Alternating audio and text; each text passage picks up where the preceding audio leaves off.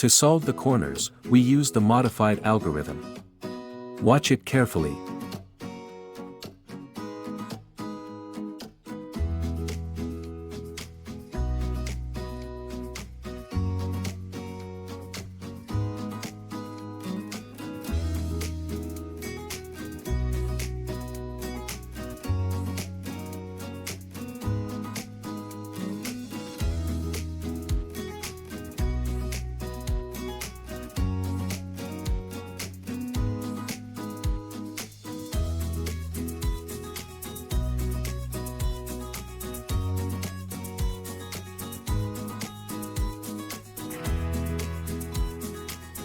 Check out my full video to know how to solve a full Rubik's Cube.